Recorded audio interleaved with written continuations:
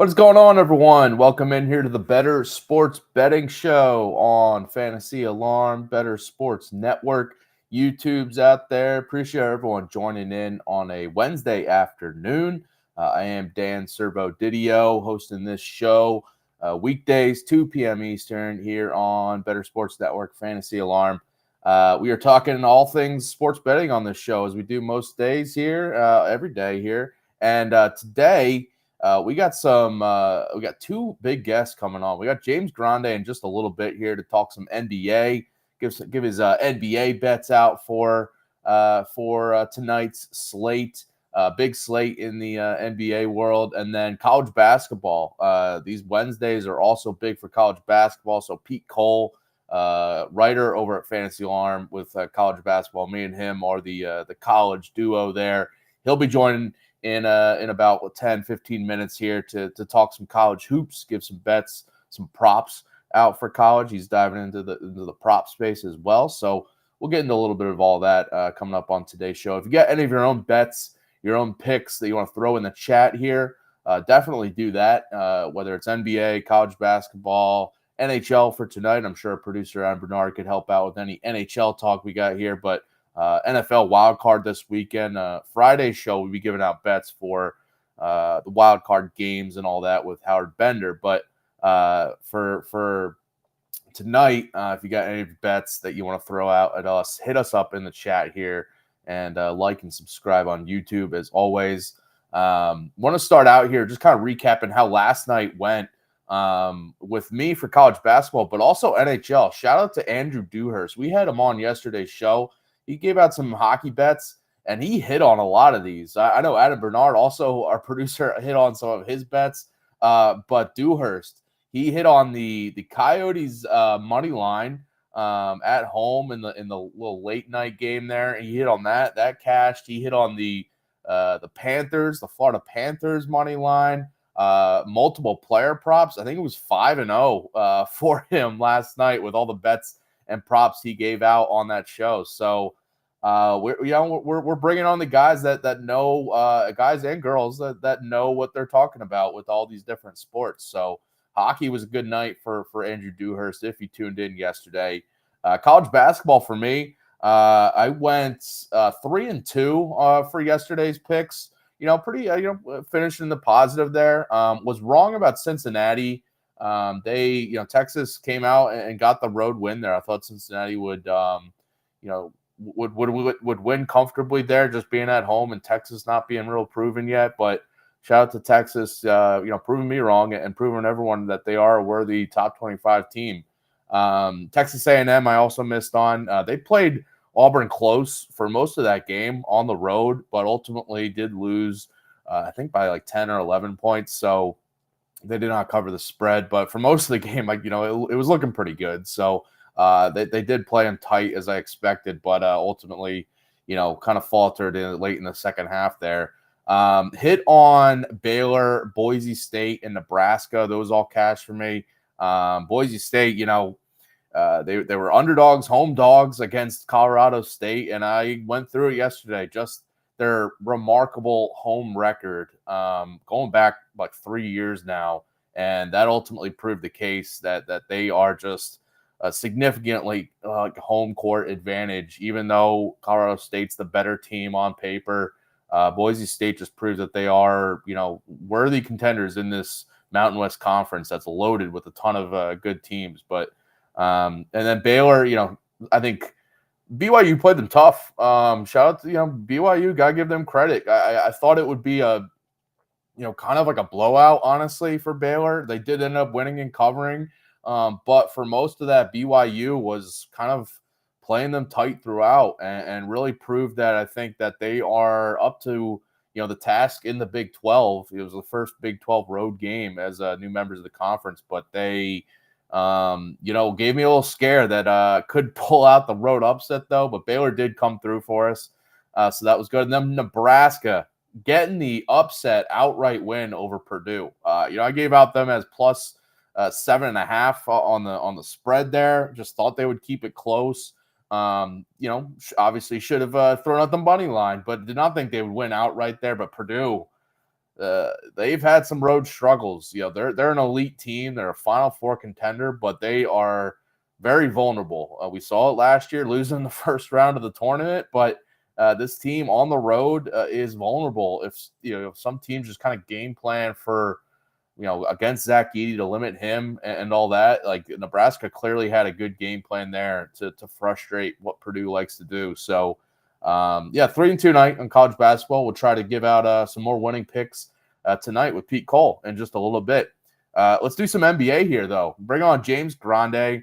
He's one of our Fantasy Alarm NBA writers. What's up, man? You are usually hosting on this show, but I'm glad that we can get you on for a few minutes to talk some NBA bets here.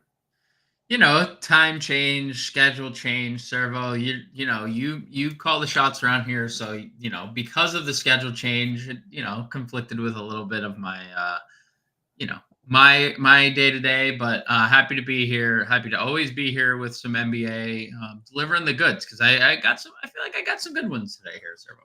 Okay, yeah. These Wednesdays are huge NBA slates. We usually get the smaller slates on like Tuesdays, Thursdays, but these Wednesday ones are a lot of games to really dive into. So, what's one of your first bets that you are going to here tonight? Yeah, so first bet I'm going to go to my boy Scotty Barnes of the Toronto Raptors. We're going to go over 18.5 points. And what I think is significant about this is Scotty Barnes on the year, Servo, is averaging 20.7 points per game. And it makes you wonder, obviously, when you see a line like this, right? You're like, why is Scotty Barnes, who is a 21-point scorer this year, who has taken a massive leap? His shooting splits are tremendous. He's shooting his best from three. He's almost 40% from three. Why, right? Like, it's like, it just makes you wonder. They're on a back-to-back. 0 days of rest this year for Scotty Barnes. He's averaging 24 points per game. So that's debunked.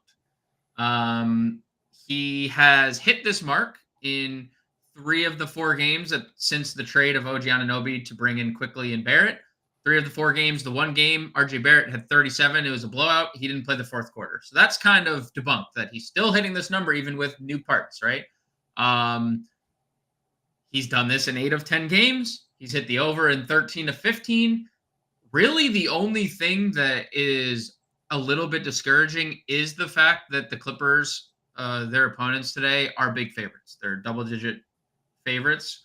But again, this Raptors team has been really good since these new acquisitions. And Scotty Barnes is still leading them in scoring. So I'm going to take the over. Minus 110 over on BetMGM. That's my first bet. Everything trending in the right direction for Scotty. Just need Toronto to keep it close, but this new iteration, I don't know if you saw the Darko, their head coach, the rant that he gave last night. That's just something that, like, if I'm a player, I'm running through the wall for that guy, right? Like, he has his team's back. He specifically name dropped Scotty Barnes. That might be a signal to, look out for something tonight when Scotty Barnes is inevitably attacking the rim. And maybe those 50-50 calls from last night go his direction, right? So something to consider also when talking about Scotty Barnes and the over points tonight. Yeah, and I guess it's that the line is just a little bit low because it's, as you were saying, like a road back-to-back against a really good Clippers team as they've been. So maybe that's why, but it's low for you and for everyone else. So go grab Scotty Barnes's points. One guy, I've dabbled in the NBA prop space, and John and Pembo, you guys have thrown out a couple picks for this guy. It's Jalen Johnson. He's been cashing some overs left and right lately and this whole season for the Hawks. You got a pick for him tonight.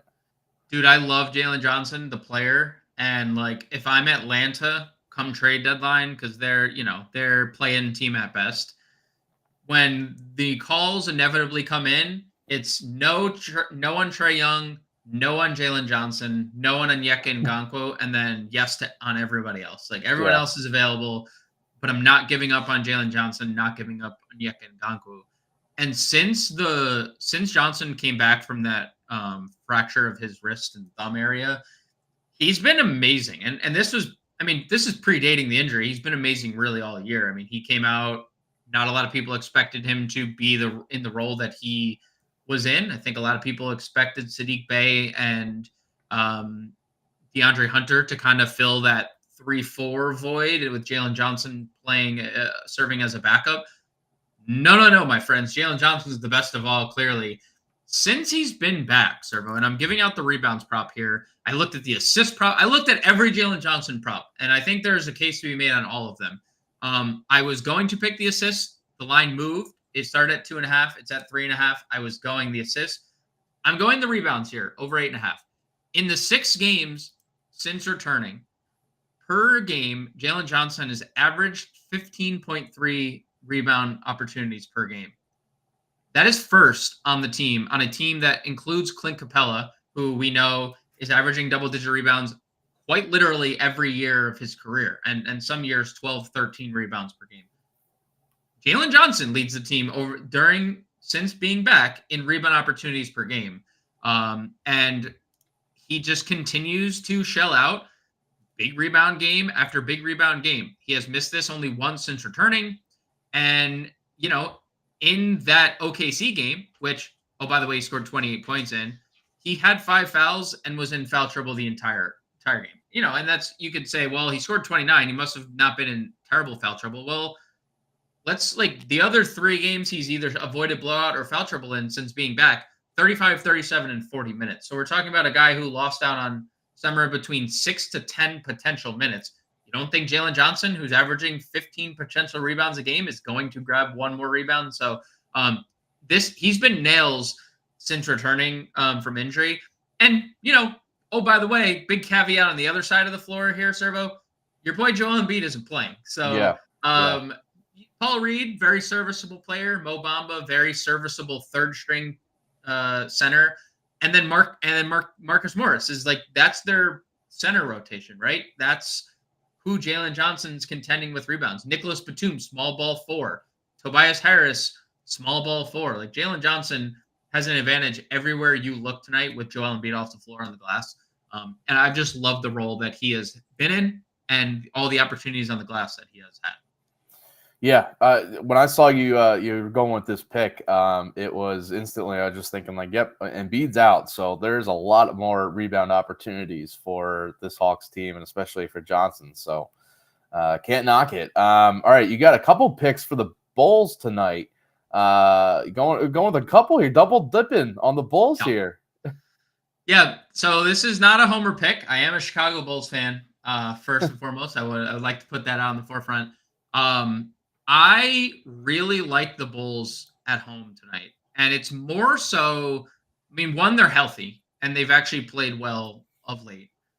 2, Houston is only good at home in their own right. When you look at the way Houston has, kind of performed home and away this year, as my dog just punches my door constantly. I apologize if the noise is coming through. He is relentlessly punching the door. Oh God, I love animals, but sometimes, the Rockets are 3-11 away from home this year.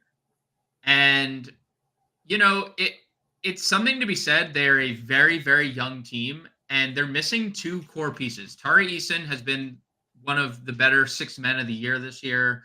And Dillon Brooks, who has instantly inserted himself and people haven't, there's a very negative connotation about Dillon Brooks, and I myself feed into it sometimes because he's so annoying, right? It's a very annoying brand of basketball to watch, but that annoyance is at the expense of other teams, and he's a very good defender when he stays out of foul trouble, and he's also a good 3-point shooter. So losing that when you have someone like the Bulls coming in who have DeMar DeRozan, who Dillon Brooks could guard, or Zach LaVine, who Dillon Brooks could guard, that void is big. And couple that with the fact that they're on the road where they can't win. I really like the Bulls to cover. I really like the Bulls money line. They have been pretty good at home this year. They're 12-9. They have been pretty good ATS at home this year, 11-10. And again, the Bulls are just coming in the better team right now. They are home. So Houston is going to probably be a playoff team. Houston is overall the better team, but the Bulls are in better form. The Bulls are the team at home and are the team that can actually win in the environment that they're in this one. So give me the Bulls plus the points tonight. I think your dog disagrees with the Bulls pick, by the way. My dog disagrees with a lot of things. Zeus, I love you, buddy, but you can't come in right now. I'm sorry. Unless you can open the door. If you can open the door, then He wants to give a rebuttal. I think he's a Rockets fan. He wants to argue against that pick. I'm sure there's also a bunch of beautiful scratch marks on the other side of my door that I'm gonna really enjoy. Fun stuff. Enjoy. All right, your last bet here, another prop bet you got for tonight, player prop. Where are you going with this one? Adam says the producer wants to talk Timberwolves futures. Yes, that is exactly what he wants. He likes the underdog tonight, huh? Yeah, he likes. Oh, let's go, Servo. I love that out of you, really, I do. I'm gonna go to the San Antonio Spurs, who probably for the first time and maybe the only time this year will be road favorites because they take on the Detroit Pistons. Sans Cade Cunningham, obviously, and we saw Detroit last night play, which is obviously, they actually played really well in the first half. The first half of the first half last night, they played really well. And then everything fell off. The wheels fell off and whatnot. So now the Spurs are getting the Pistons on the second leg of a back-to-back. And they've recently configured their starting lineup, and they moved Trey Jones into the starting lineup over the last 2 games. And so I'm going to take the over on the Trey Jones points. And Trey Jones, in his last 2 starts, has played 34 and 35 minutes against the Cleveland Cavaliers and the Milwaukee Bucks, one of them being really good defense, one of them not. He's scored 18 actual points in both of those games. And these are the only 2 starts he's made this year. And I apologize for the noise. My dog is really, he's actually going to break my door, I think, currently. There's a chance if my door breaks, I'm super, super upset about that. What are the odds on the door breaking? 50% because he just actually undid the lock at the top of the door. So I'm just gonna speed this up just a little bit. Let's get through this so you can get out of here. But it is a pace-up spot, or the Pistons are 7th in pace, so it's a really, really good environment. They're also 28th in defense. It's a dream scenario for the Spurs and Trey Jones to continue to go over here. Back-to-back starts, he's gone over, as I mentioned. He's gone over it in 3 games that he's played at least 28 minutes, 3 of the 4 games. And here he is. He made it. He broke through the door. In 3 of the 4. Both dogs joined the show here today, Servo. This is great. This is a great time. This is an entertaining segment here. This is a quality segment. I apologize so much, but you know what? Sometimes you can't do anything about it. At least you don't have a broken door. No, at least your door is still on the don't even worry about it, by the way. So yeah, I'm gonna go Trey Jones over points. And again, back-to-back starts. The spot against the Pistons is tremendous. Top 8 team in pace. It's even better since the start of December. And obviously the Pistons are reeling without Cade Cunningham, Killian Hayes, Jaden Ivey, both subpar defenders. So give me the Trey Jones points paired with Wemby taking Keldon Johnson out of the starting lineup. It has really paid dividends for the Spurs in general to stay more competitive, and for Trey Jones himself. So I like Trey Jones to continue the streak to go over 13.5 points in the starting lineup. All right, so you got Trey Jones, you got the Bulls against the spread and the money line, Jalen Johnson's rebounds, and Scotty Barnes on the points tonight. So, James, awesome as always to have you on here. I'll let you go to deal with your dogs there, and hopefully the door is not broken. They have gotten in. They've taken over. I this felt like a takeover. I came on the show and I didn't have any words. It was just my dogs punching the door and finding a way in. Good for them. I'm happy for them. Proud of them. You can follow James if you haven't already at the _real_grande on Twitter. He will be coming up 5 p.m. Eastern, right? You and John and Pemba every day, most days on the NBA DFS live show. So get your DFS picks in for NBA tonight with him and John on the live stream. And, he's always got the NBA content, him and John, over on Fantasy Alarm. So keep an eye out for that as always. James, it's been awesome, man. Thanks for coming on. Thanks for having me, Servo. Appreciate it. Again, apologies for the dogs. Animals are the best. No apologies necessary for the our crazy dogs out there. Shout out all crazy dogs out there. Yeah. All right, James, have a good one, man. We'll bring in now Pete Cole. He is my co-college basketball guy over at Fantasy Alarm. Me and him have been splitting up the college football, college basketball work there, the DFS playbooks, and now I got him on to talk some betting for tonight's games. What's up, Pete? How you doing, man? Oh, looks like your audio is not working. Yeah,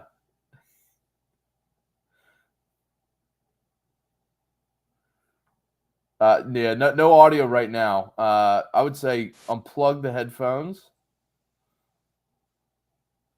No audio right now. Yeah, we might. Yeah, Pete, might have to say goodbye to you for real quick, just to leave and come back. Maybe that'll help with the audio.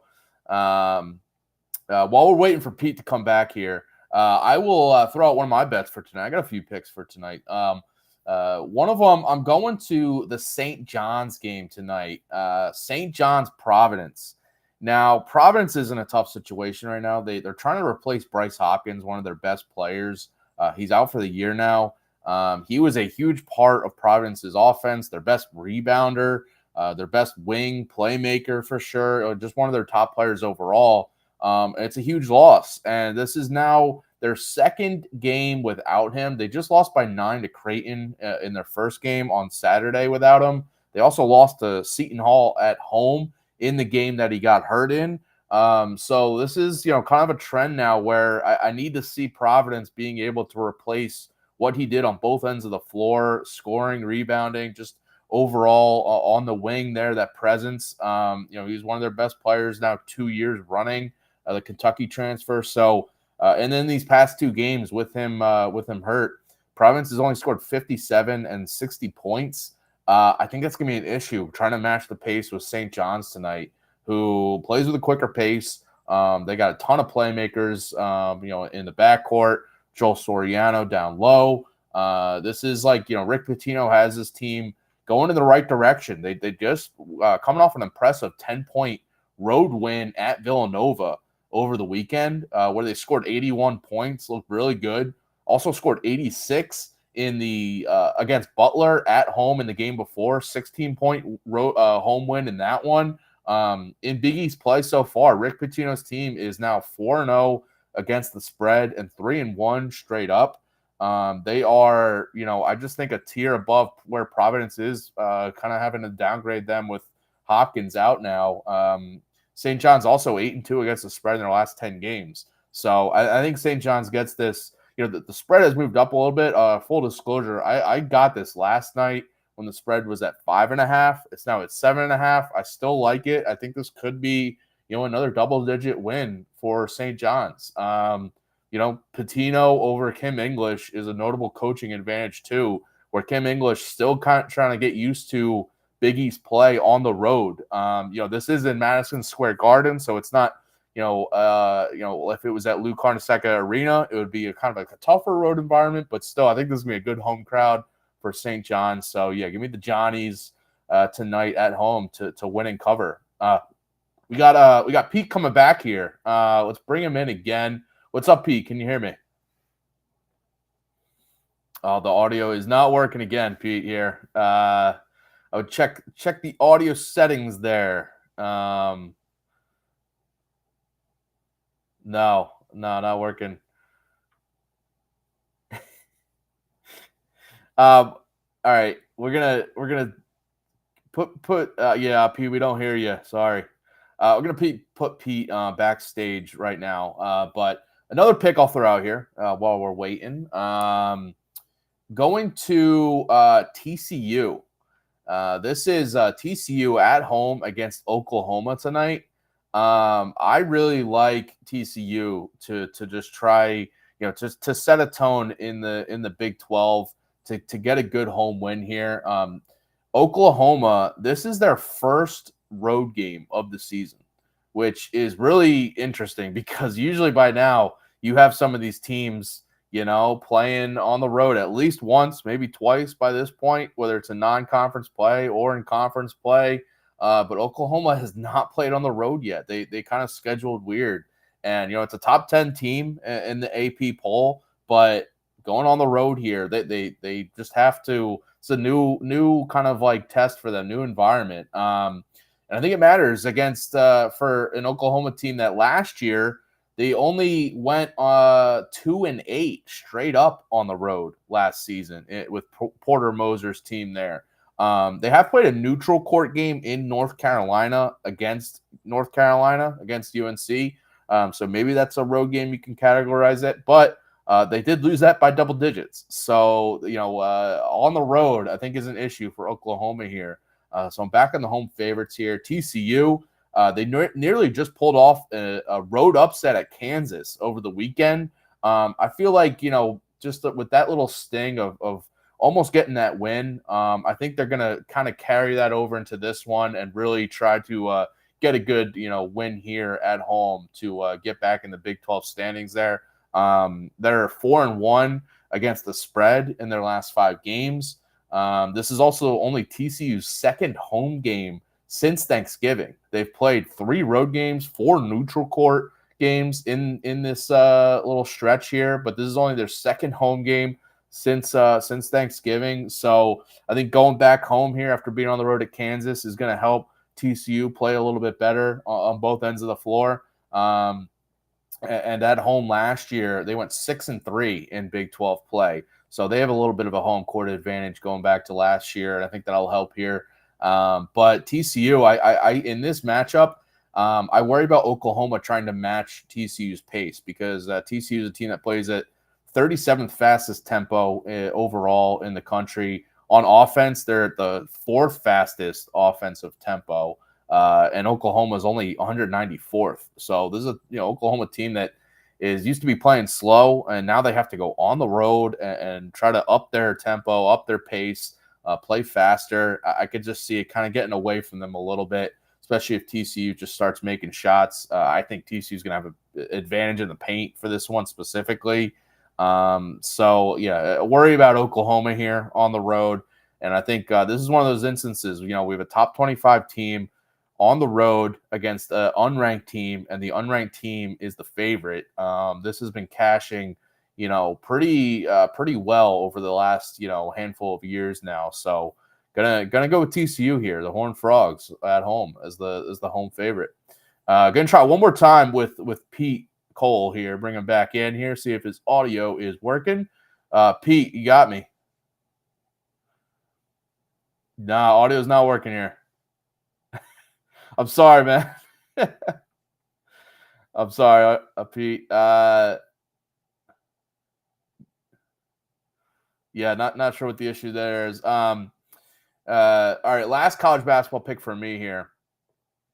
UCF at home against Kansas.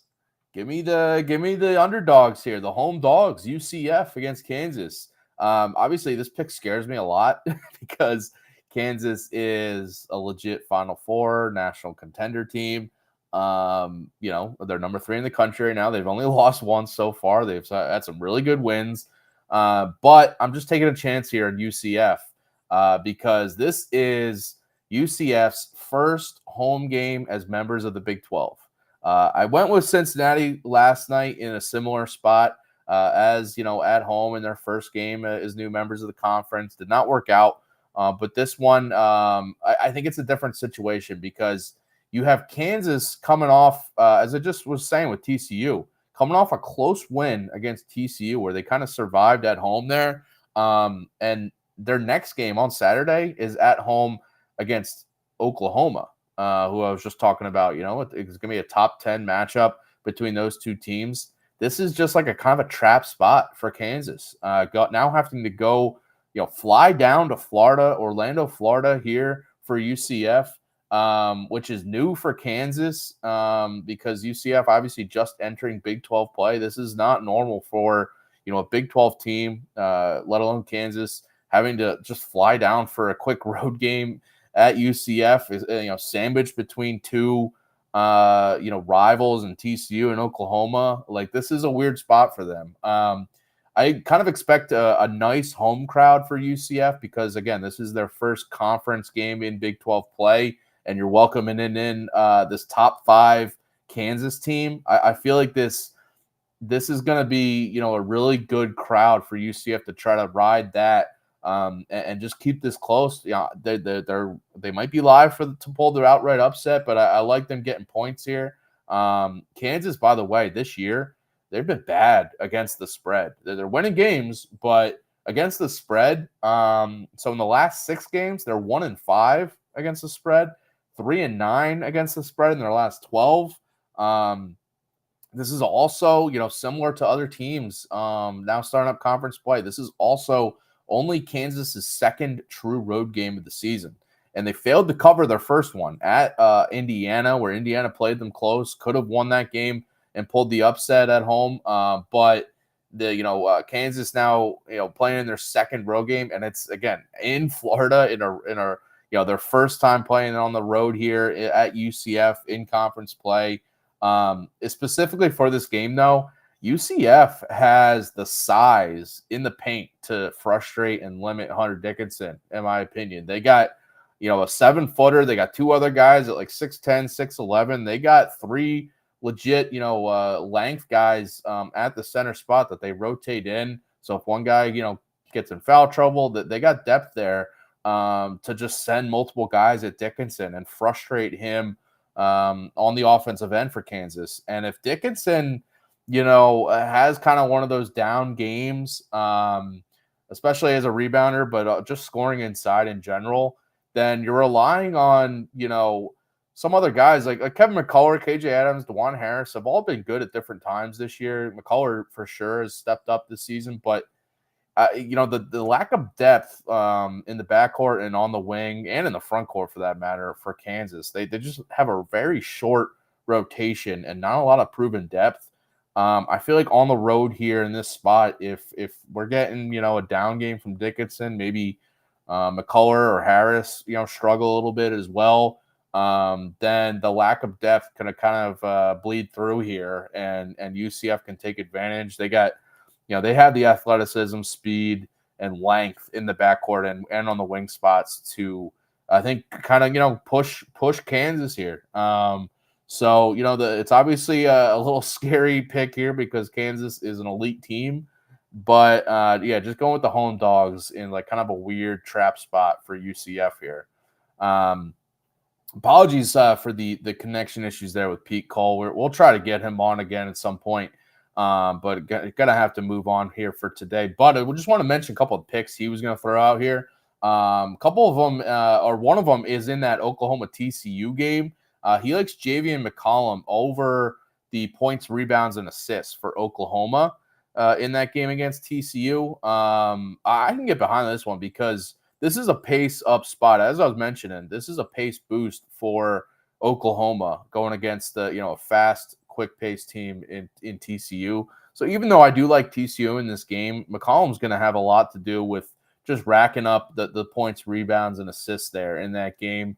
And just with the pace boost atmosphere on the road, he is their best player so far this year. He's going to have to step up. So that's one he likes for that Oklahoma game. He was also going to mention the Wisconsin-Ohio State game tonight. He likes Wisconsin to beat Ohio State, and he also likes Tyler Wall's points scored in that game too. So, but the Wisconsin bet, I find this interesting. I can't say I was going to make a pick on this, and I was actually going to go with Ohio State. Just being the home team in the Big Ten, it's just been like kind of one of those tried and true things over the years. But this year we've seen it too. These home teams, last night we saw Rutgers just kind of demolish Indiana and get that real comfortable win. But the home teams in the Big Ten have proven that they can get it done. I just find this spread is one I just wanted to stay away from because Ohio State is favored at home against a top 15 Wisconsin team.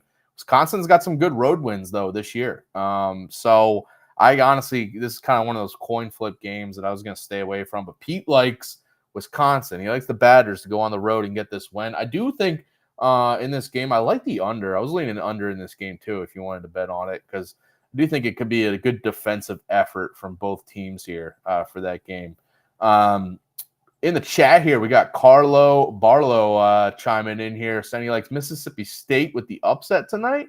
Yeah, Mississippi State at home against Tennessee. This is one I looked at too. I was ultimately going to stay away. Pete Cole was going to throw out Tolu Smith for Mississippi State, the over on his points, rebounds, and assists, because, Tolu Smith recently came back from injury. He had been out all year, but he's been back the last couple games now. Only playing like 20 minutes off the bench, but I think we'll start to see more from him. Maybe he enters the starting lineup tonight, but he's a difference maker for Mississippi State. So that's one where you kind of have to change your opinion a little bit on Mississippi State. Like their resume, their wins are not great this year. They've lost, some of their tougher matchups. But with Tolu Smith back in the mix, they have a legit force inside. So he's kind of a guy where you have to change your view of Mississippi State. Tennessee has been, obviously really strong this year and, have, a top 5 defense in the country. And Zakai Ziegler has been looking really good for them after he kind of got out of a slow start coming off his knee injury. And he's playing a lot more confidence, looks a lot better, like that, kind of like an all-American type guy we saw previously from Ziegler. And so he's kind of given Tennessee a different vibe too, that they are, legit now. When he was kind of not, he kind of wasn't himself early in the year. I had a different view of Tennessee, but picking back up, I like Tennessee a little bit more. But I think Mississippi State is very live to win this game and pull the upset tonight because of Tolu Smith being back. And, if he is given more minutes and given a little bit more freedom and usage down low in the paint, he could definitely lead an upset from Mississippi State tonight. So, not a bad call there, Carlo. So those are some bets for college basketball tonight. Again, we rewind a little bit if you want some NBA bets from James Grande. He threw out some props, a couple game bets as well for tonight's slate. But college basketball should be fun tonight. It was an awesome night last night. Some upsets, as I mentioned, Purdue went down. Houston lost on the road to Iowa State too, with the upset there. So maybe Mississippi State is the next team to pull off the home upset over a top tier team. So I like that call, Carlo. All right, that's about it for us on today's show. We'll be back tomorrow, 2 p.m. Eastern here on Bettor Sports Betting. Coming up after us, 5 p.m. Eastern here on Fantasy Alarm and Bettor Sports Network YouTubes. We got the NBA DFS live show, John and Pemba and James Grande, as they do pretty much every day, giving out some DFS picks for tonight's games and breaking down the whole slate. But go over to Fantasy Alarm if you haven't already. I have the college basketball DFS playbook for tonight, but we got playbooks for the NBA and NHL for tonight, bets for both sports. We got, Fantasy Alarms, DFS coverage for the NFL wildcard weekend is in full swing with the wide receiver coaches, the running back coaches, all these things. Playoff, fantasy football, if you're playing that, we got you covered there at Fantasy Alarm as well. So go all pro at Fantasy Alarm. And we'll catch you guys tomorrow. Tomorrow we'll be doing a little bit of NBA. Got Iggy Gilbert coming on to talk some hoops with us, so that'll be cool. And I'll definitely have some more college basketball as well for tomorrow's show. But good luck with all your own bets tonight, and we'll see you guys later. Bettor Sports Betting on the Bettor Sports Network.